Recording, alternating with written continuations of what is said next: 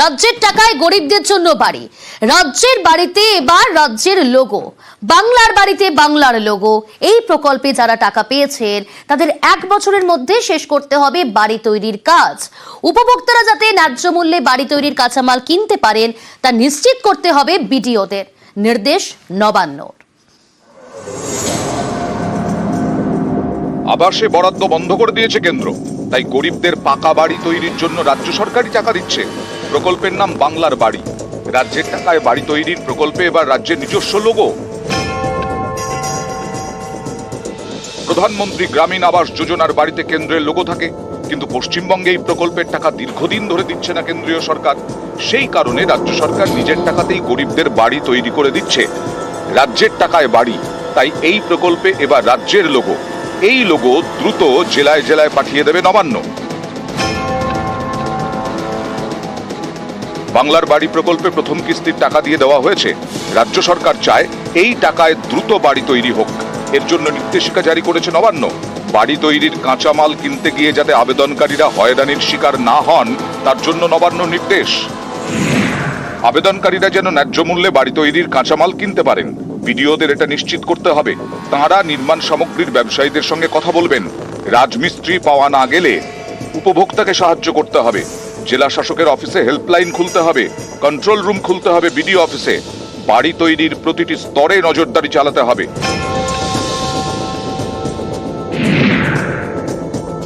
মাসে অন্তত একবার ভিজিট করতে হবে ব্লক ও পঞ্চায়েত স্তরের আধিকারিকদের।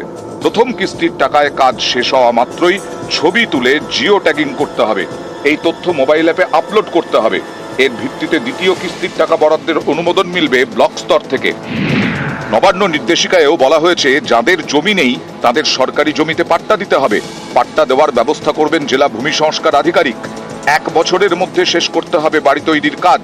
প্রথম কিস্তির টাকা পাওয়ার 3 থেকে 6 মাসে শেষ করতে হবে ভিত থেকে লিন্টন তৈরির কাজ। নির্মল বাংলা প্রকল্পের টাকায় করে দিতে হবে শৌচালয়। আনন্দধারা প্রকল্পে ব্যবস্থা করতে হবে পানীয় জলের। বাড়ি তৈরির এই প্রকল্প রাজ্যের, রাজ্যের প্রকল্পে এবার থেকে রাজ্যের লোগো। নির্মাণ কাজ শেষ হয়ে যাওয়ার পর রাজ্যের লোগো প্রত্যেকটি বাড়িতে দিতে হবে। নবান্নের তরফে শীঘ্রই এই লোগো জেলাগুলিতে পাঠানো হবে, তেমনটাই নবান্ন সূত্রে খবর। ক্যামেরায় সুমন বোসের সঙ্গে সোমরাজ বন্দ্যোপাধ্যায়, নিউজ 18 বাংলা, কলকাতা। নিরীহ ভারতীয় মৎস্যজীবীকে ডুবিয়ে খুন, এমনই চাঞ্চল্যকর অভিযোগ বাংলাদেশের কোস্ট গার্ডের বিরুদ্ধে। মৃত মৎস্যজীবীর কাকদ্বীপের বাড়িতে বুক ফাটা কান্না।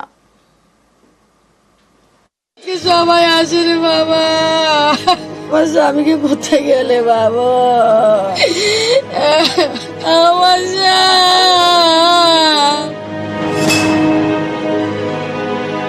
আমার স্বামীকে কোচবাট মেরে ফেলেছে।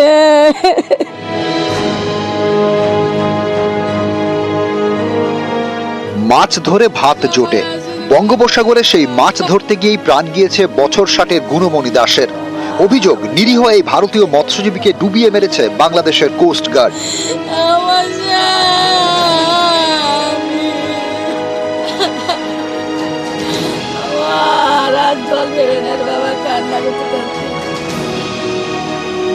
অভিজিৎ 3 এই ট্রলারে চেপেই দক্ষিণ 24 পরগনার কাকদ্বীপ থেকে সমুদ্রে পাড়ি দেন মৎস্যজীবী গুণমণি দাস। এরকমই 6টি ট্রলারে মোট 96 জন রওনা দেন। জল সীমান্ত পেরিয়ে যাওয়ার অভিযোগে এইসব মৎস্যজীবীদের আটক করে বাংলাদেশ উপকূল রক্ষী বাহিনী। তারপর জেলে আটকে হাত পা বেঁধে অকথ্য অত্যাচার।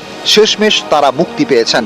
সোমবার ঘরে ফিরেছেন, কিন্তু গুণমণি দাসের আর ঘরে ফেরা হয়নি। অভিযোগ, তাকে জলে ডুবিয়ে খুন করা হয়। এই ট্রলারের পিছনে তাদের রান্নাঘর এবং যে আরেকটা ঘর থাকে, একদম এখানে তাকে সজোরে ধাক্কা মারা হয় এবং সেই ঘর একদম ভেঙে তছনছ হয়ে যায়। দেশে ফেরা মৎস্যজীবীদের দাবি, 16 অক্টোবর মাঝ সমুদ্রে বিকল হয়ে যায় ট্রলারের ইঞ্জিন। ট্রলারটি তখন সীমান্ত পেরিয়ে যায়। সেই সময় মৎস্যজীবীদের ট্রলারে সজোরে ধাক্কা মারে বাংলাদেশের কোস্ট গার্ডের লঞ্চ। ট্রলার থেকে ছিটকে সমুদ্রে পড়ে যান কাকদ্বীপের 5 মৎস্যজীবী। 4 জনকে উদ্ধার করা হলেও গুণমণি দাসকে জলে ডুবিয়ে খুন করা হয় বলে অভিযোগ। আমার স্বামীকে কোচবাট মেরে ফেলেছে। সবাই ছিল, আমার স্বামীটা কেন মেরে দিল? কোচবাট, বাংলাদেশের কোচবাট। কোচবাট ধরে সবাইকে মারধর করে আর আমার স্বামীকে সাগরে ফেলে দিয়েছে। এই দেখছেন এই রক্ত জমে আছে গুণমণিকে ডুবিয়ে খুনের অভিযোগ আর বাকি মৎস্যজীবীদের আটক করে অত্যাচার, নিরীহ মৎস্যজীবীদের উপর নির্মম অত্যাচার, সেই ক্ষত নিয়েই তারা দেশে ফিরেছেন।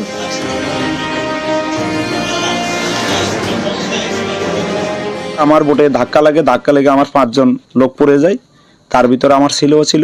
আমার ড্রাইভার পড়ে গেছিল, তাকে তুলবার সময় দেয়নি। যদি 2 ঘন্টা আমাকে টাইম দিত, হাতে পায়ে দৌড়েছি অফিসারদের। তো আমাকে বিশাল ভাবে টর্চার করছিল, চোখ বেঁধে ফেলেছে, মুখে দৌড়ে দিয়ে যেন চিল্লাইতে না পারি। একটা মানুষকে এরকম ভাবে তারা মারতে পারে, অত্যাচার করতে পারে, কিন্তু সেটা আমার কল্পনার বাইরে। সদরে ধাক্কা মারে 5 জন লোক এখানে দাঁড়িয়েছিলাম। 5 জন লোক থেকে 4 জন লোক উদ্ধার করা হয়। নেভির নৌবাহিনীরা অতিরিক্ত মারধর করেছে, আর একজনকে খুঁজে পাওয়া যায়নি। তুলতে চাইলে আরো মারধর করবে বলছে, আর তোলা হয়নি, খোঁজ দিয়ে দেওয়ার সুযোগ দেওয়া হয়নি কোনো। সীমান্ত পেরোনোয় বাংলাদেশেরও বেশ কয়েকজন মৎস্যজীবীকে এবারে আটক করা হয়েছিল। তাদের অভিজ্ঞতা কিন্তু একেবারে উল্টো। এখানে কেমন ছিলেন? জি আলহামদুলিল্লাহ ভালো ছিলাম। বাংলাদেশের পক্ষ থেকে বলা হয় যে ভারত তাদের ক্ষতি করে, কি বলবেন এই ব্যাপারে? আপনারা তো ছিলেন এখানে। না আমি আমার তো মানতে সেটা মনে হয় না। এখানে ভালোই আছি, নিরাপদে ছিলাম। কাকদ্বীপ থেকে বিশ্বজিৎ হালদার, নিউজ 18 বাংলা। ওপার থেকে বারবার উস্কানি, সীমান্তে দায়ী কড়া নজর বিএসএফ এর। স্থল এবং জলপথে চলছে নজরদারি। এর মধ্যেই হলো ফ্ল্যাগ মিটিং, কিন্তু তাতেও কাটেনি জট। ফলে মালদার সুখদেবপুর সীমান্তে বুধবারও ফেন্সিং লাগানো হয়নি। অস্থির বাংলাদেশ, ভারত বিদ্বেষ চরমে। এরই মধ্যে কখনো হাস্যকর সব হুমকি, 4 দিনের মধ্যে আমরা কখনো যুদ্ধজিগির তুলে বাংলাদেশের সেনার মহড়া। এর পাশাপাশি সীমান্তে উস্কানি। মঙ্গলবার মালদা সীমান্তে বেড়া দিতে বাধা দেয় বিজিবি, এ নিয়ে পারদ চড়ে।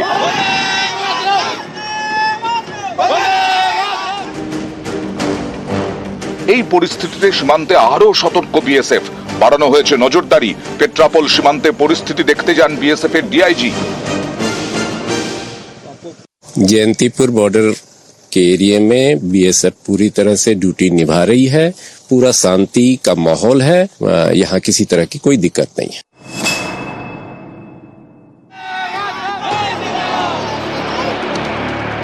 মালদার কালিয়াচকের সুখদেবপুর, এই জায়গাটি ভারত বাংলাদেশ সীমান্তে। মঙ্গলবার এখানে কাঁটাতারের বেড়া দেওয়ার কাজ শুরু করে বিএসএফ। সেই কাজে বাধা দেয় বাংলাদেশের সীমান্ত রক্ষা বাহিনী। এতে উত্তেজনা তৈরি হয়।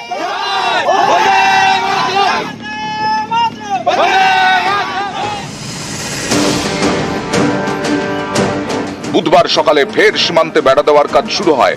আবারও বিজিবি আপত্তি জানাতে শুরু করে। এই চাপান্তর বন্ধে হয় ফ্ল্যাগ মিটিং, কিন্তু তাতেও জট কাটেনি। এদিকে উত্তর 24 পরগনার বাগদা সীমান্তে কোদালিয়া নদীর কিছু অংশ বাংলাদেশ দখল করেছে বলে হাস্যকর দাবি করে বিজিবি। বাংলাদেশ বর্ডার গার্ডের এক সিনিয়র অফিসারের এই দাবি আগেই উড়িয়ে দিয়েছে বিএসএফ। স্থানীয়দের কথাতেও স্পষ্ট, বিজিবির দাবি হাস্যকর। বিএসএফ এর তরফ থেকে ইতিমধ্যেই জানানো হয়েছে যে বাংলাদেশের এই দাবি পুরোপুরি ভিত্তিহীন এবং একদম গ্রাউন্ড জিরোতে এসেও ঠিক একই পরিস্থিতি দেখা গেল যে বিএসএফ এখনো অতন্দ্র প্রহরীর মতন পাহারা দিচ্ছে এপারে এবং বাংলাদেশের বিজিবি রয়েছে ওপারে। বিজেপির যে আধিকারিক যিনি যেটা দাবি করেছেন যে তিনি পুনরায় দখল করেছে, এটা সম্পূর্ণ ভিত্তিহীন এবং এটা ফেক। আমাদের বিএসএফরা তাদের যথেষ্ট পরিমাণ দায়িত্ব তারা পালন করে। তারা এখানে চুরি পরে বসে নেই যে বিজেপির আধিকারিকরা 5 কিলোমিটার দখল করবে ভারতীয় ভূখণ্ড থেকে, আর তারা সেটা দাঁড়িয়ে দাঁড়িয়ে দেখবে। এদিন কোচবিহারের দিনহাটা, সিতাই ও শীতলকুচির সীমান্ত এলাকা ঘুরে দেখেন বিএসএফ এর গুয়াহাটি ফ্রন্টিয়ারের আইজি সঞ্জয় গৌড়। নিউজ 18 বাংলা।